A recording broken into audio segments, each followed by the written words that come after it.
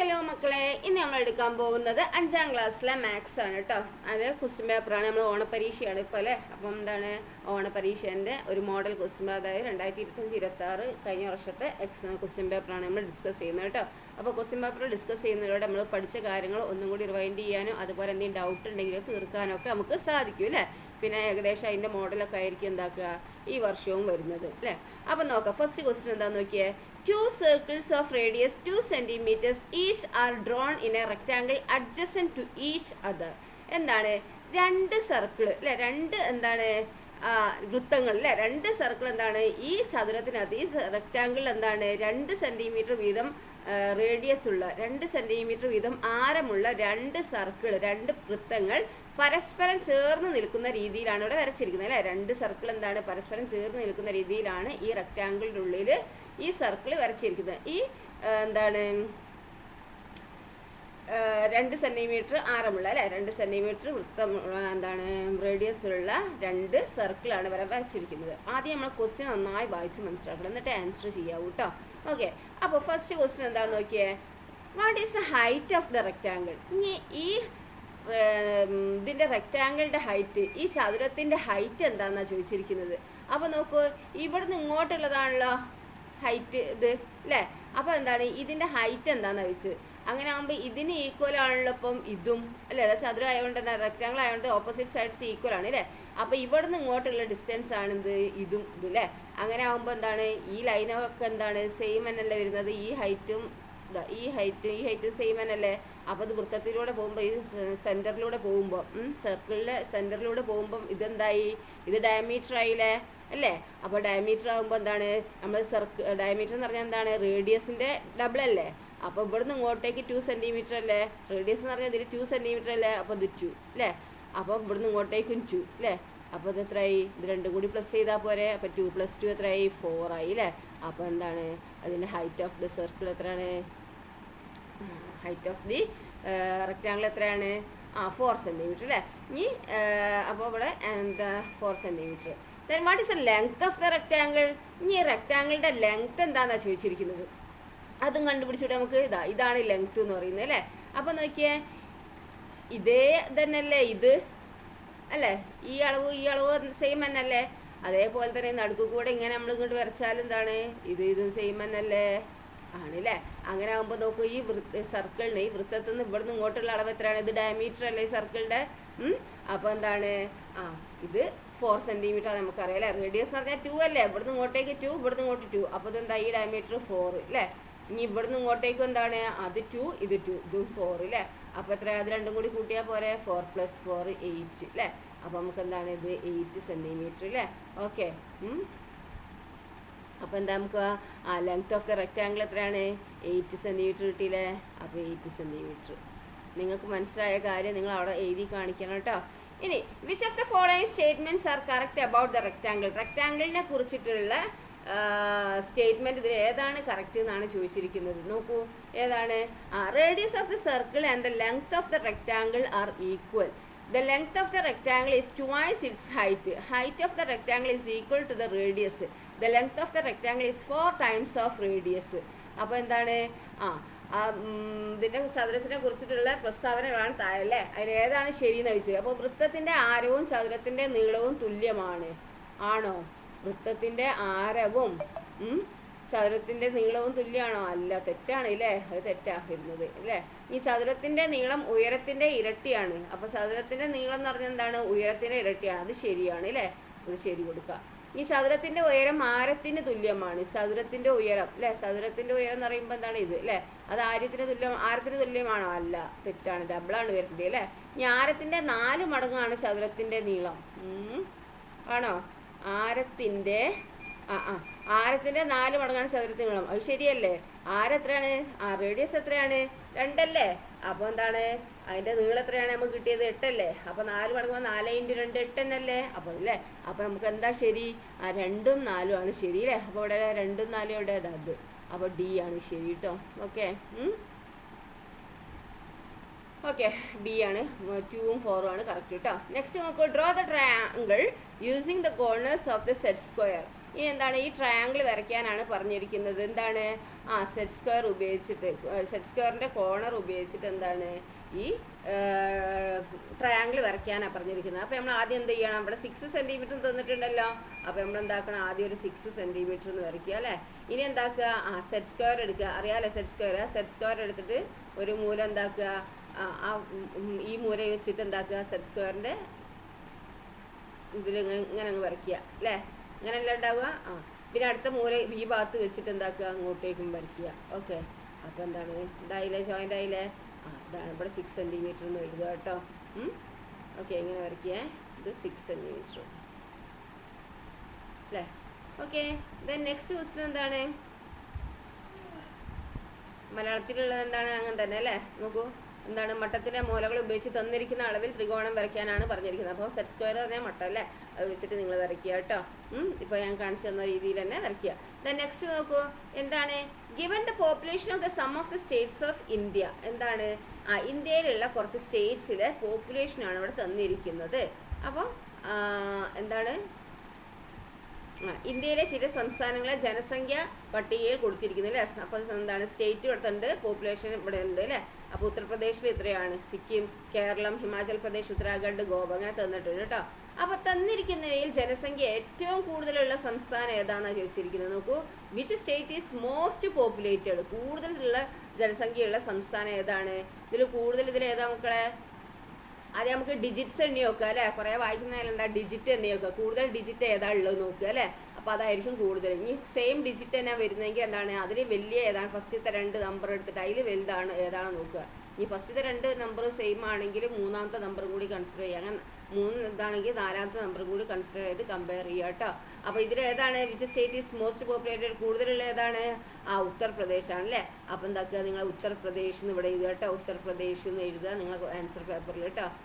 മലയാളത്തിൽ Uttar Pradesh. The next, which state is population near to 7 million. അപ്പോൾ ഏത് സ്റ്റേറ്റിലാണ്, വിച്ച് സ്റ്റേറ്റിലാണ് പോപ്പുലേഷൻ 7 മില്യനോട് ഏറ്റവും അടുത്ത പോപ്പുലേഷനുള്ള സ്റ്റേറ്റ് ഏതാണെന്ന് ചോദിച്ചിരിക്കുന്നത്. അടുത്ത ജനസംഖ്യയുള്ള സംസ്ഥാനം ഏതാ 7 മില്യനോട്. അപ്പോൾ 7 മില്യനോട് അടുത്ത് പറയുമ്പോൾ എന്താണ് 6 മില്യൻ്റെ ആ ഇതിലാണ് അല്ലേ.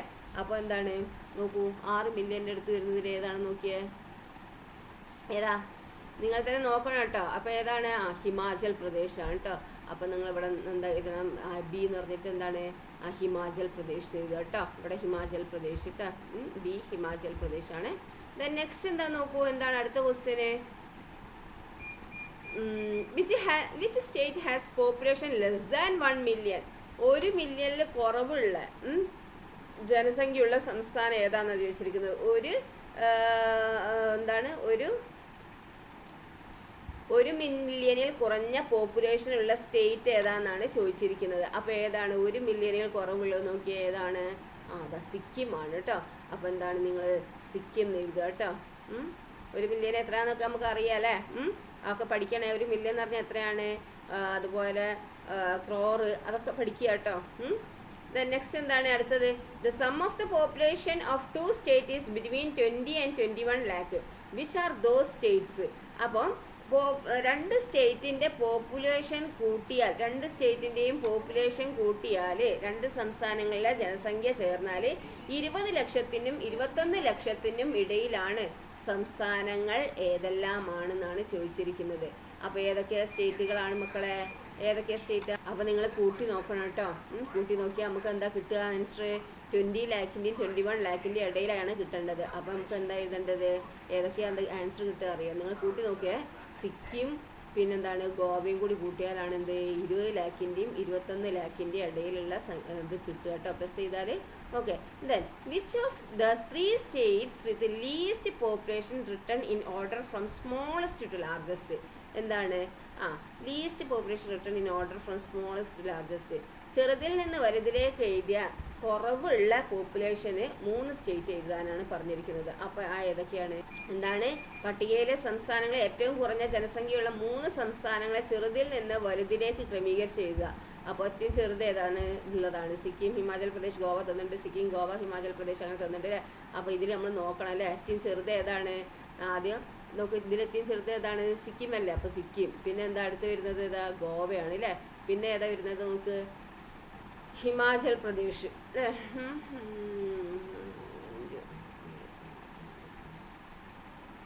അപ്പോൾ ഏതാണ് നമ്മുടെ ആൻസർ? ബി ആണ് കേട്ടോ.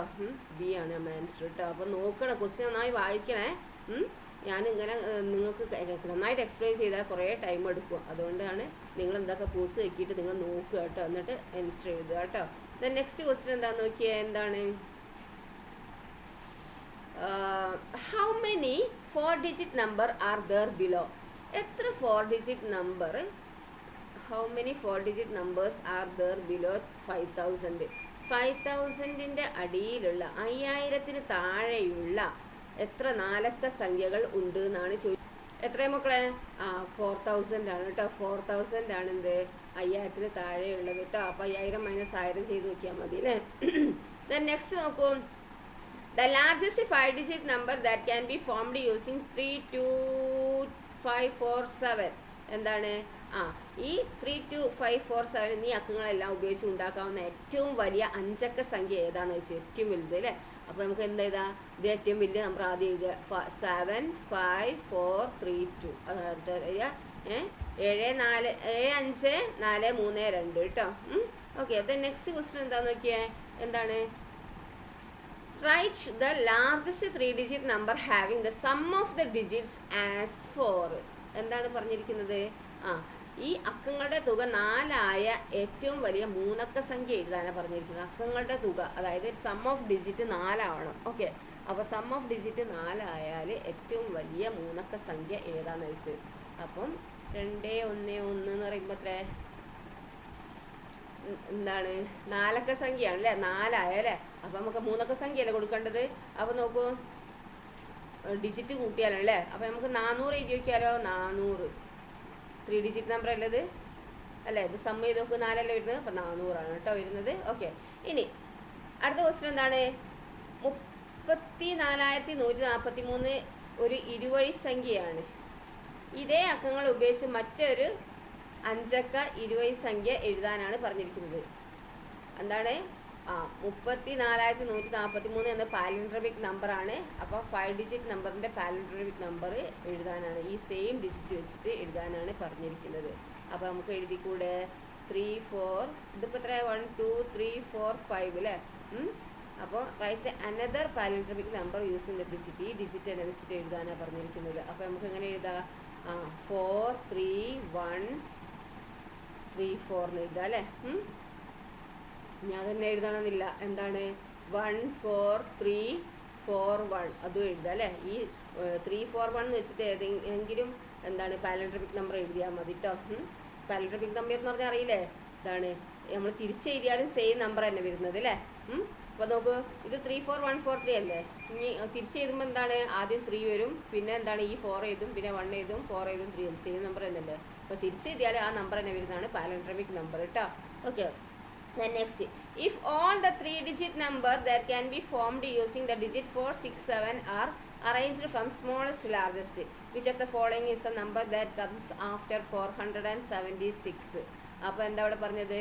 4, 6, 7 എന്നീ അക്കങ്ങളെല്ലാം ഉപയോഗിച്ചുണ്ടാക്കുന്ന എല്ലാ 3 അക്ക 3-digit സംഖ്യകളും ചെറുതിൽ നിന്ന് വലുതിലേക്ക് ക്രമീകരിച്ച് എഴുതിയാൽ അവയിൽ 476 കഴിഞ്ഞ് തൊട്ടടുത്ത് വരുന്ന സംഖ്യ താഴെ കൊടുത്തവയിൽ ഏതാണ് വെച്ചിരിക്കുന്നത്. അപ്പോൾ ഈ നമ്പർ വെച്ചിട്ട് കുറേ നമ്പർ എഴുതുക നിങ്ങൾക്ക്. എന്നിട്ട് എന്താണ്? ഈ നമ്പറിൻ്റെ തൊട്ടടുത്ത് വരുന്ന നമ്പർ ഏതാണെന്ന് ചോദിച്ചത്? 4, 7, 6 തന്നെ അല്ലേ? അതിൻ്റെ തൊട്ടടുത്ത് വലുതിൽ നിന്ന് ചെറുതിലേക്ക് വന്നാൽ അപ്പോൾ ഏതാണ്? 647 കേട്ടോ. നിങ്ങൾ എഴുതി നോക്കുക കേട്ടോ. എന്നിട്ട് അതിനെന്താക്കുക? ചെറുതിൽ നിന്ന് വലുതിലേക്ക് എന്താണ് ക്രമീകരിക്കണം കേട്ടോ. എന്നിട്ടാണ് ഈ 476 കഴിഞ്ഞുള്ള സംഖ്യ ഏതാണെന്ന് നോക്കേണ്ടത്. ഓക്കെ. അപ്പോൾ 647 നമുക്ക് കിട്ടുക കേട്ടോ. സി ആണ്. ദെൻ നെക്സ്റ്റ് എന്താണ്? സി അല്ലേ? അടുത്തത് എന്താണ്? Question 4 has 2 question for A and B. Answer any one അല്ലേ? 4A 4Bൻ്റെ അതിൽ ഏതെങ്കിലും ഒന്ന് ചെയ്താൽ മതി. Look at the method of finding the product of 2 numbers. Complete the missing part. What is the product? അപ്പോൾ എന്താണ് ഈ മെത്തേഡ്? പ്രോഡക്റ്റ് ഓഫ് 2 നമ്പറിൻ്റെ മെത്തേഡാണ് അല്ലേ? ഈ മിസ്സിംഗ് പാർട്ട് കണ്ടുപിടിക്കാനും അതിൻ്റെ പ്രോഡക്റ്റ് കണ്ടുപിടിക്കാനാണ് പറഞ്ഞിരിക്കുന്നത് അല്ലേ? എന്താണ്? 2 സംഖ്യകളുടെ ഗുണനഫലം കണ്ടെത്തിയ രീതി നോക്കുക, വിട്ടുപോയ ഭാഗം പൂരിപ്പിക്കുക. ഗുണനഫലം എത്രയെന്നും ചോദിച്ചിട്ടുണ്ട് അല്ലേ? അപ്പോൾ എന്താണ് ഇവിടെ എന്തായിരിക്കും മക്കളെ? ഇവിടെ നമുക്കറിയാം അല്ലേ? എന്താണ്? ഇവിടെ 100 ആണ് അല്ലേ? അപ്പോൾ ഇവിടെ എന്തായിരിക്കും? ഇവിടെ 10 ആയിരിക്കും അല്ലേ? 10 × 10 അല്ലേ 100 അല്ലേ?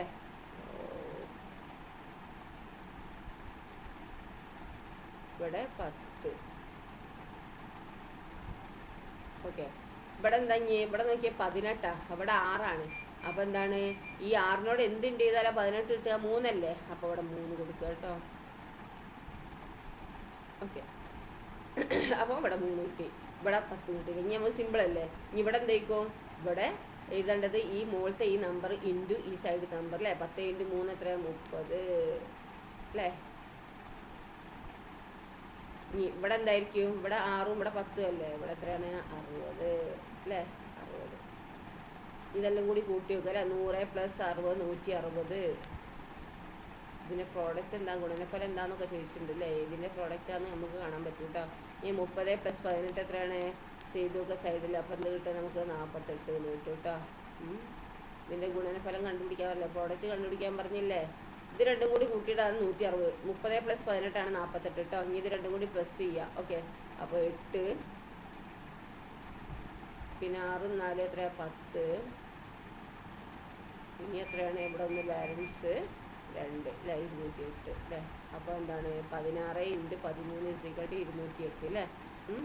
ഇപ്പോൾ വിട്ടുപോയ ഗുണനഫലം കണ്ടുപിടിച്ചല്ലോ. ഇനി അടുത്ത ക്വസ്റ്റ്യൻ എന്താണ്? When a number is multiplied by 17, the product is 2014. What will be the product if the next number is multiplied by 17? എന്താ ഇവിടെ പറഞ്ഞിരിക്കുന്നത്? When a number is multiplied by 17, ഒരു നമ്പറിനെ എന്താണ് ഒരു നമ്പറിനെ 17 കൊണ്ട് ഗുണിച്ചപ്പോൾ മൾട്ടിപ്ലൈ ചെയ്തപ്പോൾ 2040 കിട്ടി. അതിനടുത്ത സംഖ്യയെ 17 കൊണ്ട് ഗുണിച്ചാൽ ഉത്തരം എത്ര കിട്ടും അയച്ചിരിക്കുന്നത്?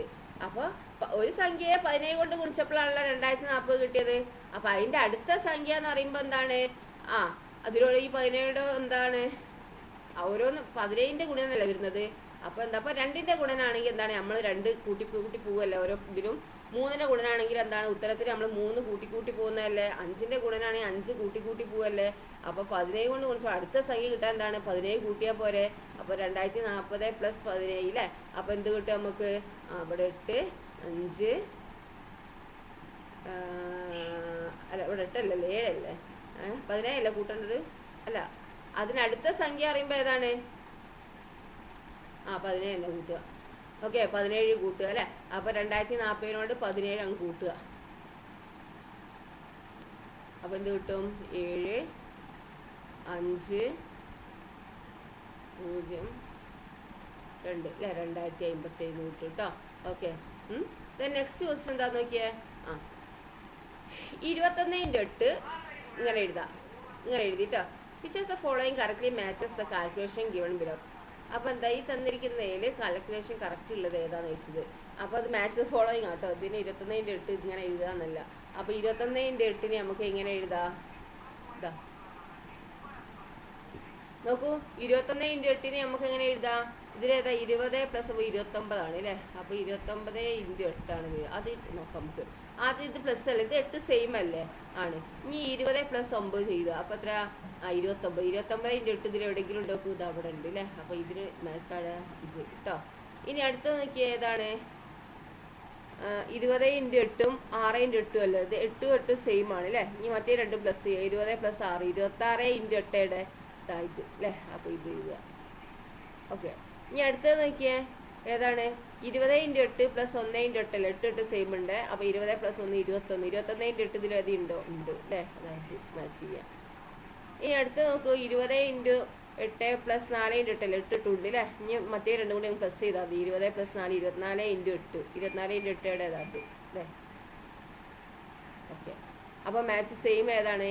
A3 അല്ലേ? A3 ഇതിലേതുണ്ടോ? ഇതൊക്കെ A3 തന്നെ വരുന്നത് അല്ലേ? ഇനി അടുത്തോ B ഏതാണ്? 4 ആണ്. B4. അത് B4 ഇതില്ല, ഇത് തെറ്റാണ്. ഇനി B4 ഇതും ഉണ്ട്, ഇത് തെറ്റാണ്. ഇനി നമുക്ക് ശരി ഏതാണ്? ഇതും ഇതാണ് നോക്കണം കേട്ടോ. ഇനി ഏതാണ്? C ഏതാണ്? 2 ആണ്. അപ്പോൾ C2 ഏതാണ്? അത് തെറ്റാണ്, ഇതാണ് അല്ലേ? C2 അല്ലേ? പിന്നെ D എന്താണ്? 1 ആണ് അല്ലേ? അപ്പോൾ നമ്മുടെ ആൻസർ ഏതാണ്? C ആണ് കേട്ടോ. ഇതാണ് നമ്മുടെ ആൻസർ. ഇതാണ് നമ്മുടെ ആൻസർ കേട്ടോ. ഇത് ശരിയാണ്, ആൻസർ C ആണ് കേട്ടോ. ഇതുണ്ട്. ഇനി അത് എന്താണ് എഴുതിയില്ലെങ്കിൽ നിങ്ങൾ എന്താണ് അടുത്ത് ഓർന്ന് പറഞ്ഞ് ഇത് എഴുതുക. 25 × 15 എത്രയാണ്? 375 അല്ലേ? Which of the following is equal to 25 × 16. അപ്പോൾ ഇതിൽ ഏതാണ് ഈക്വൽ ആയിട്ടുള്ളത് വെച്ചിരിക്കുന്നത്?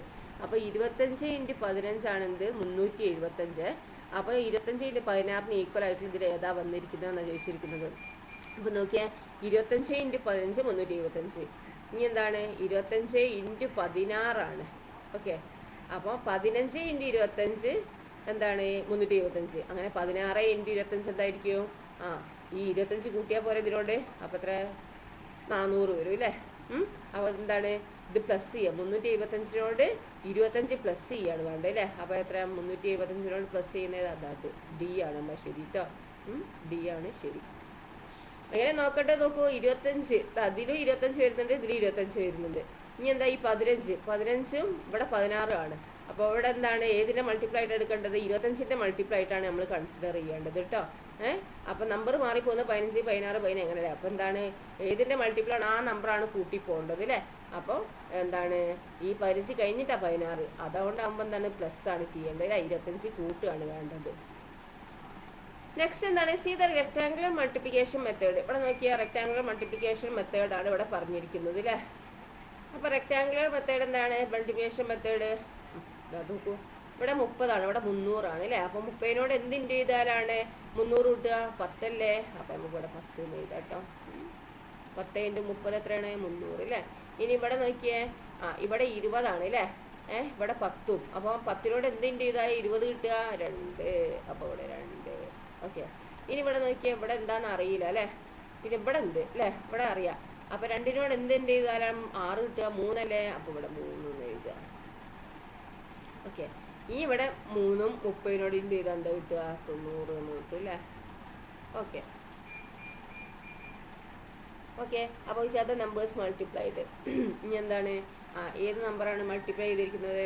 32 × എത്രയാണ്? 13 ആണ് അല്ലേ? 32 × 13 അല്ലേ? 30 + 2 32 അല്ലേ?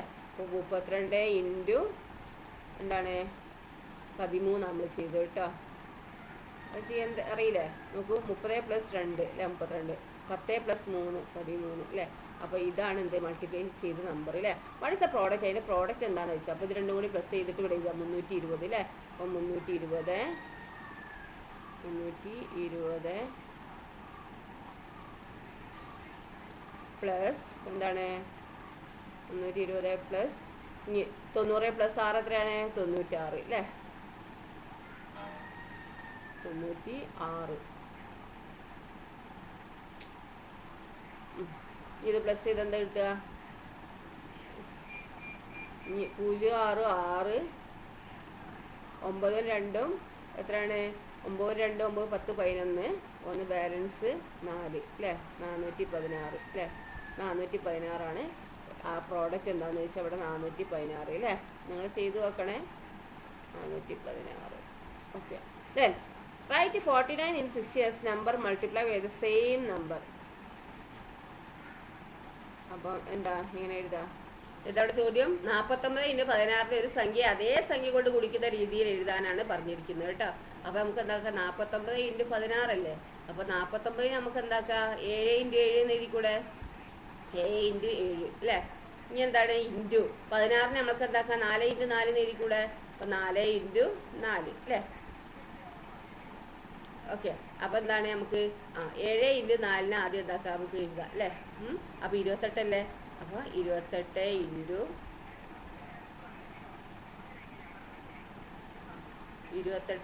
× പിന്നെന്താണ്?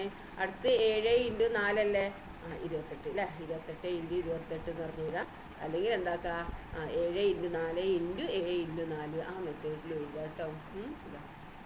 കള്ള 28 × 28 എന്നോ 7 × 4 × 7 × 4 എന്നോ എഴുതിയാൽ നമുക്ക് മാർക്ക് കിട്ടുക. ദെൻ നെക്സ്റ്റ് ക്വസ്റ്റ്യൻ എന്താണ് മക്കളെ? എന്താണ് അടുത്ത ചോദ്യം?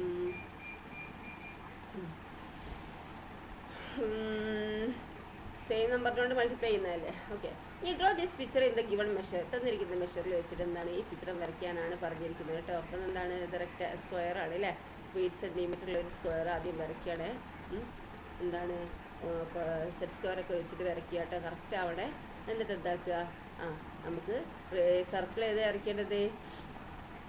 ഇവിടെ 8 സെൻറ്റിമീറ്റർ അല്ലേ, അപ്പോൾ ഇത് ഡയമീറ്റർ ആണ് 8 സെൻറ്റിമീറ്റർ വരുന്നത് അല്ലേ. ഇവിടുന്ന് ഇങ്ങോട്ടേക്ക് ഡയമീറ്റർ ആണ് എന്ത് 8 സെൻറ്റിമീറ്റർ വരുന്നത്. അപ്പോൾ റേഡിയസ് എത്രയാണ് ഇവിടുത്തെ പകുതിയിലുള്ളത്. അപ്പോൾ 4 സെൻറ്റിമീറ്റർ വെച്ചിട്ടുള്ളൊരു എന്താക്കണം റേഡിയസ് എടുത്തിട്ട് അതിൻ്റെ ഉള്ളിൽ എന്താക്കണം ഒരു സർക്കിൾ വരയ്ക്കുക. എന്നിട്ട് എന്താക്കുക നിങ്ങൾ ഈ ചിത്രം വരയ്ക്കാൻ. പിന്നെ എന്താ ചെയ്യേണ്ടത്, ഈ വശങ്ങളൊക്കെ തുല്യമായ രീതിയിൽ എന്താക്കണം ഈ ഇത് വരയ്ക്കണം കേട്ടോ, ചിത്രം വരയ്ക്കുക. നെക്സ്റ്റ് ക്വസ്റ്റൻ എന്താണ്, which of the following is correct regarding the radius of the circle in the square. ഇനി ഈ തന്നിരിക്കുന്നതിൽ കറക്റ്റ് ഏതാണ്, ഈ സ്ക്വയറിൻ്റെ സർക്കിളിൻ്റെ റേഡിയസിൽ എന്താണ് റിഗാർഡ് ചെയ്തിട്ടുള്ളത് അല്ലേ. അതിൻ്റെ ഇതിൽ കറക്റ്റ് ആയിട്ടുള്ള ഏതാണ്, എന്താണ് സ്ക്വയറിനുള്ള സമചതുരത്തിനകത്തെ വൃത്തത്തിൻ്റെ ആരത്തെക്കുറിച്ച് പറയുന്ന ശരിയായിട്ടുള്ള വാക്ക് ഇത് ഏതാണെന്ന് അയച്ചിരിക്കുന്നത്. അപ്പോൾ ഏതൊക്കെയാണ് തന്നിരിക്കുന്നത് നോക്ക്. ആരത്തിനെ കുറിച്ചിട്ടാണ് പറയുന്നത് കേട്ടോ. എന്താണ് സ്ക്വയറിൻ്റെ ഉള്ളിലുള്ള റേഡിയസിനെ കുറിച്ച് പറയുന്നതാണ് കേട്ടോ. എന്താണ് സ്ക്വയറിൻ്റെ ഉള്ളിലുള്ള സർക്കിളിൻ്റെ റേഡിയസിനെ കുറിച്ച് പറയുന്നത്. ഓക്കെ, അപ്പോൾ എന്തൊക്കെയാണെന്ന് നോക്കിയേ. Choice the side of the square. Choice the side of the square, സ്ക്വയറിൻ്റെ ഡബിളാണ് റേഡിയസ്. സ്ക്വയർ എന്താണ് അപ്പോൾ എന്താ പറയുന്നത്, ഈ സ്ക്വയറിൻ്റെ വശത്തിൻ്റെ ഇരട്ടിയാണെന്ന് പറഞ്ഞത് തെറ്റല്ലേ, തെറ്റാണ് അല്ലേ. ഇനി അടുത്ത എന്താ ചോദിച്ചത്, ഈ സമചതുരത്തിൻ്റെ വശത്തിന് തുല്യമാണ്, അതിൻ്റെ ലെങ്ത്തിന് തുല്യമാണോ, അല്ലല്ലോ.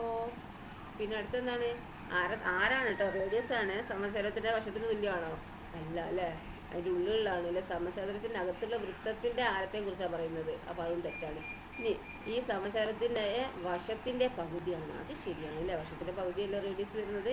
ഇനി സമചതുരത്തിൻ്റെ വശത്തിൻ്റെ പകുതിയുടെ പകുതിയാണ്, അതുമല്ല അല്ലേ. അപ്പോൾ നമ്മുടെ ആൻസർ ഏതാണ്, സി ആണ് കേട്ടോ. സി ആണ് നമ്മുടെ ആൻസർ. അപ്പോൾ എന്താണ് half the side of the square ആണ് ആൻസർ. നെക്സ്റ്റ് ക്വസ്റ്റ്യൻ നമ്പർ 6 ആണ് കേട്ടോ. 2 ക്വസ്റ്റ്യൻ ഉണ്ട്. How many packet of pens will be there if 1164 pens are put in packet of 12 each. എന്താണ് ഇവിടെ പറഞ്ഞിരിക്കുന്നത്, എത്ര 1264 പേന 12 വീതമുള്ള പാക്കറ്റുകളാക്കിയാൽ എത്ര പാക്കറ്റ് പേന ഉണ്ടാവും വെച്ചത്. 1264 പേന ഉണ്ട്, 12 വീതമുള്ള പാക്കറ്റുകളാക്കുകയാണ്. അപ്പോൾ എത്ര പാക്കറ്റ് ഉണ്ടാവും എന്നാണ് ചോദിച്ചിരിക്കുന്നത്. അപ്പോൾ എന്താണ് ഇത്രയും പേനയാണ് ഉള്ളത് അല്ലേ. അപ്പോൾ നമ്മൾ എന്താ ആൻസർ ചെയ്യേണ്ടത്, അപ്പോൾ നമ്മൾ സൈഡിൽ നേരെ ഇവിടെ തന്നെ ചെയ്യാം. എന്താണ് 1164 ഡിവൈഡഡ് ബൈ 12 ചെയ്യാം കേട്ടോ. അപ്പോൾ കിട്ടുന്ന ആൻസർ എന്താണ് 97 ആയിരിക്കും അല്ലേ, ആണോ, നിങ്ങൾ ചെയ്ത് നോക്കുക കേട്ടോ. Then next 91 divided by 7 by filling the blank below. അപ്പോൾ 91 ഡിവൈഡഡ് ബൈ 7 ആണ് ചെയ്യുന്നത് കേട്ടോ. ഈ ബ്ലാങ്ക് ഫില്ല് ചെയ്യാനാണ് പറഞ്ഞിരിക്കുന്നത്. അപ്പോൾ 91 ഡിവൈഡഡ് ബൈ 7 അല്ലേ. അപ്പോൾ 1 ഇങ്ങനെ ഇതാ. ഓക്കെ മക്കളെ, അപ്പോൾ ഈ 91 ഡിവൈഡഡ് ബൈ 7 നമ്മൾ സാധാരണ മെത്തേഡിൽ ഇങ്ങനെ ചെയ്യുക അല്ലേ. അപ്പോൾ നോക്കൂ ഇവിടെ എന്താണ്, അവിടെ 91 ഈ മുകളിൽ അല്ലേ. ഇനി എന്താണ് ഇവിടെ 7 × 10 എത്രയാണ്, 70 ആണ് ഇവിടെ വരിക കേട്ടോ. ഇത് 2 ഇൻറ്റു ഇതാണ് ഇവിടെ എഴുതേണ്ടത്, ഇത് 2 മൈനസ് ചെയ്യുക. ഓക്കെ, അപ്പോൾ എത്രയാണ് 1, പിന്നെ 9 ന്ന് 7 പോയ എത്രയാണ് 2 അല്ലേ, അങ്ങനെ എഴുതുക. ഇനി എന്താണ് 21 എത്ര 7 ഉണ്ട് അല്ലേ, 3 അല്ലേ. അപ്പോൾ ഇവിടെ 3 എഴുതുക, 3 7 എത്രയാണ് 21 അല്ലേ. ഇനി ഇപ്പോൾ 0 അല്ലേ. ഇനി എന്താണ് ഇത് രണ്ടും കൂടി പ്ലസ്. അപ്പോൾ 91 ഡിവൈഡഡ് ബൈ 7 എത്രയാണെന്ന് വെച്ചാൽ എന്താണ് ഇത് രണ്ടും കൂടി പ്ലസ് ചെയ്യുക അല്ലേ, 13 ആണ് അല്ലേ. ഓക്കെ, അപ്പോൾ 13 ഇതാണ് നമ്മുടെ ആൻസർ വരിക കേട്ടോ. ഈ 11 കൊണ്ടുള്ള ഹരണവുമായി ബന്ധപ്പെട്ട ഒരു ക്രമമാണ് തന്നിരിക്കുന്നത്.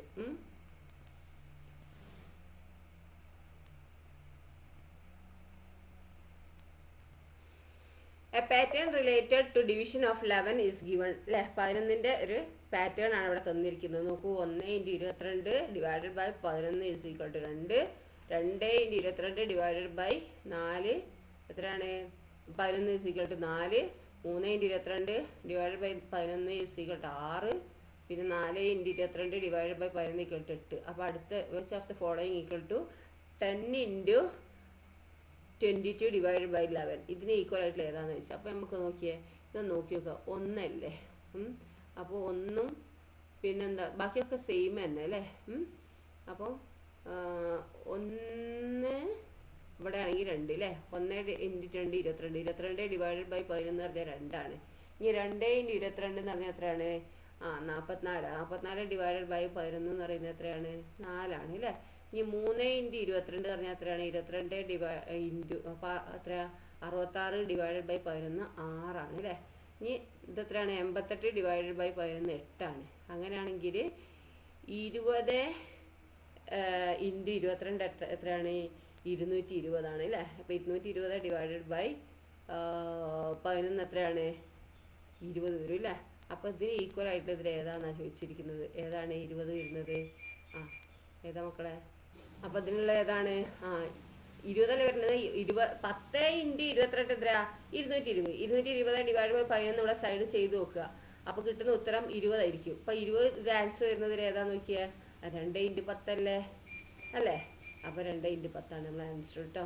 2 ഇൻറ്റു 10. അല്ലെങ്കിൽ വേറെ ഏത് മെത്തേഡിൽ നമുക്ക് ചെയ്യാം? വേറെ മെത്തേഡിലൊക്കെ ചെയ്യാം. മാത്സ് എന്ന് പറഞ്ഞാൽ പല മെത്തേഡിൽ ചെയ്യാം അല്ലേ.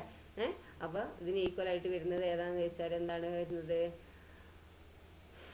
വേറെ മെത്തേഡിൽ നിങ്ങൾക്ക് ചെയ്യാൻ കഴിയുന്നത് ചെയ്യാം കേട്ടോ. നെക്സ്റ്റ് ക്വസ്റ്റ്യൻ എന്താണ്? RB ആണ്. Write 1425 a certain times 12 and a remainder. എന്താണ് പറഞ്ഞിരിക്കുന്നത്? 1425 12ന്റെ മടങ്ങും മിച്ചവുമായി എഴുതാനാണ് പറഞ്ഞിരിക്കുന്നത്. അപ്പോൾ നമുക്ക് എങ്ങനെ എഴുതാം? അപ്പോൾ നിങ്ങൾ എന്താക്കുക? ഈ 1425 ഡിവൈഡഡ് ബൈ 12 ചെയ്യുക. ഓക്കെ. അപ്പോൾ എന്താക്കുക? കിട്ടുന്ന ഉത്തരം റിമൈൻഡറും ഉണ്ടാവും അല്ലേ. അപ്പോൾ എന്താണ് നിങ്ങൾക്ക് കിട്ടുന്നത്? എന്തായിരിക്കും? ഈ എത്ര കിട്ടും അറിയോ? ഡിവൈഡ് ചെയ്ത് നോക്കണേ. അപ്പോൾ എന്താ കിട്ടുക? 118 കിട്ടും. അപ്പോൾ 118 ഇൻറ്റു 12 പ്ലസ് 9 ആക്കി എഴുതുക കേട്ടോ. ഒരു എക്സാമ്പിൾ കാണിച്ചു തരാം. ഇത് നമ്മളിങ്ങനെ ഡിവൈഡ് ചെയ്യാണ് കേട്ടോ. അപ്പോൾ 4 2 പോയാൽ എത്രയാണ്? 2 അല്ലേ. 1 പോയാൽ 0. ഇനി 2 ഇറക്കി എഴുതുക അല്ലേ. 22. 22 എത്ര? 12 ഉണ്ട്. 1 അല്ലേ. 12. ഇനി ഇത് മൈനസ് ചെയ്യുക. 0. 2 പോയാൽ 1. ഇനി 5 ഇറക്കി എഴുതുക. ഇനി 105 എത്ര? 12 ഉണ്ട് നോക്കുക. എത്രയാണ്? 105 12 ഇൻറ്റു 8 ചെയ്ത് നോക്കിയേ. അപ്പോൾ എന്താ കിട്ടുക? 9 ആണെങ്കിൽ 9 ചെയ്ത് നോക്കുക, 8 ചെയ്ത് നോക്കുക കേട്ടോ. അപ്പോൾ ഏതാ വരുന്നതെന്ന് എഴുതുക. അപ്പോൾ 8 ചെയ്താൽ എന്താണ്? 8 2 16 അല്ലേ. ഇനിയാണ് 8 1 8 9.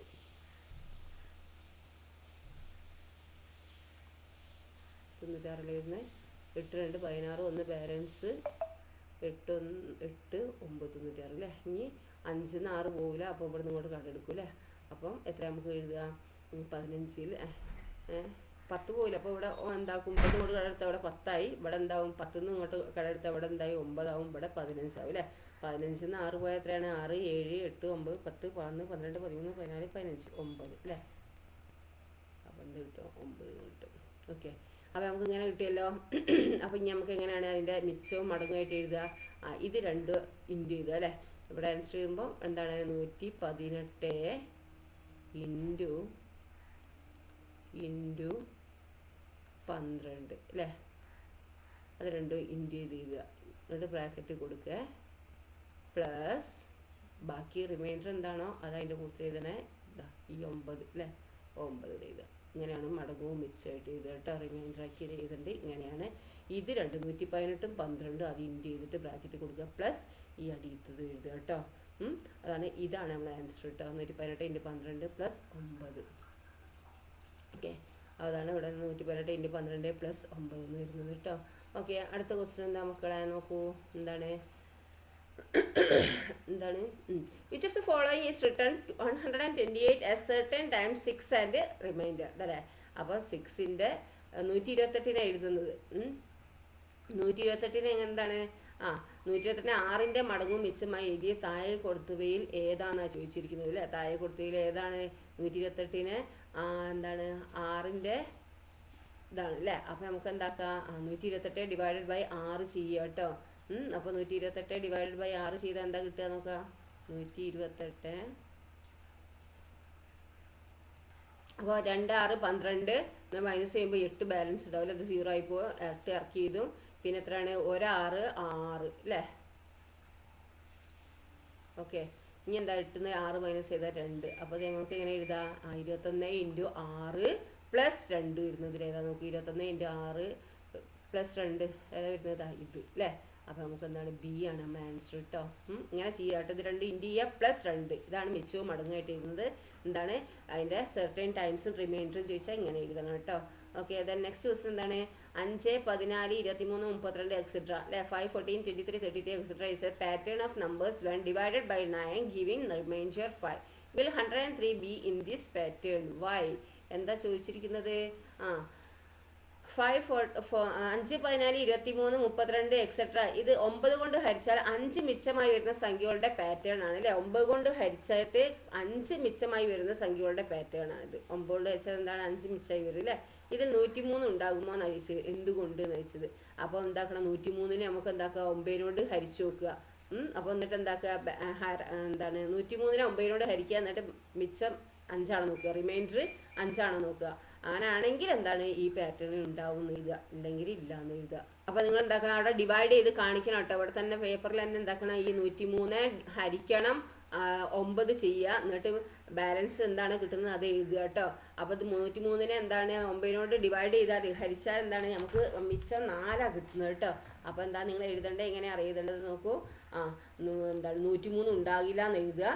അതിന് 1 മാർക്ക് ഉണ്ട് കേട്ടോ. അത് എഴുതി തന്നെ വേണേ, എഴുതിയാലേ മാർക്ക് ഉണ്ടാവുള്ളൂ. പിന്നെ 103നെ 9 കൊണ്ട് ഹരിച്ചാൽ മിച്ചം 5 അല്ല, എന്താണ് മിച്ചം 4 ആണ് എന്ന് എഴുതിയാലും എന്താണ് മാർക്ക് ഉണ്ട് കേട്ടോ. ഓക്കെ, ദെൻ അടുത്ത ക്വസ്റ്റ്യൻ എന്താ, കഴിഞ്ഞു അല്ലേ. അത്രയേ ഉള്ളൂ നിങ്ങളെ ക്വസ്റ്റ്യൻസ് കിട്ടോ. അപ്പോൾ നന്നായിട്ടൊന്ന് വായിച്ച് നന്നായിട്ട് ആൻസർ ചെയ്യുക. അതൊക്കെ നിങ്ങൾക്ക് അറിയുന്ന സംഭവങ്ങളാണ്. ഒരു തിരിച്ചും മറിച്ചൊക്കെ ക്വസ്റ്റ്യൻസ് തരികയാണ് കേട്ടോ. അപ്പോൾ നന്നായി ക്വസ്റ്റ്യൻസ് വായിച്ച് മനസ്സിലാക്കി എന്നെ ചെയ്യുക. ഓക്കെ, അപ്പോൾ നിങ്ങൾ എന്താക്കുക, നന്നായി പഠിച്ച് എന്താണ് എല്ലാ ക്വസ്റ്റ്യൻസും നന്നായിട്ട് വായിച്ചിട്ട് ശരിയായ ഉത്തരം എഴുതുക. Okay, all the best. Thank you.